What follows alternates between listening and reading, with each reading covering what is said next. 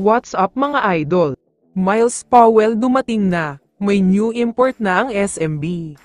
Pero bago mo sana ipagpatuloy ang panonood mo, ay huwag mong kalimutan na mag-subscribe bilang suporta sa aking YouTube channel. Maraming salamat idol.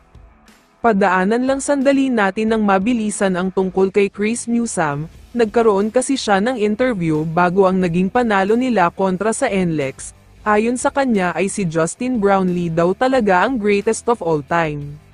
Bigla kasing madami ang bashers ngayon ni JB dahil sa biglaang pagbagsak ng laro niya, mas naging madami pa yan dahil sa pangit na pinakita niya sa endgame kontra Northport, kaya pinagtanggol siya ni Newsome sa mga bashers. Ayon sa kanya, ibang klase daw talaga ang skills at talent ng isang Justin Brownlee. Hindi lang siya pang PBA kundi pati na din sa international competition at FIBA, kaya masasabi niyang si JB daw talaga ang pinakamagaling. Sa kabilang banda naman, talakayin na natin ngayon ang San Miguel Beermen. Mukhang malabong makapag back-to-back ang SMB at ma-defend ang title nila, dahil sobrang pangit talaga ang performance na pinapakita nila ngayon. Ilang beses na silang nagpalit ng import, pero pareho pa din ang resulta. Sinubukan na din nilang magpalit ng coach pero talo pa din.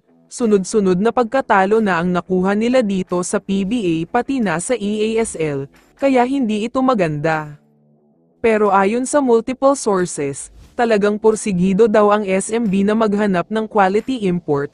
Target nga daw nila ang dating import ng Bay Area Dragons na si Miles Powell. Kailangan daw nila ng explosive type of import. Sa kasalukuyan ay may contract siya sa Chinese Basketball League, pero handa daw ang SMB na magbayad ng buyout contract para makuha siya.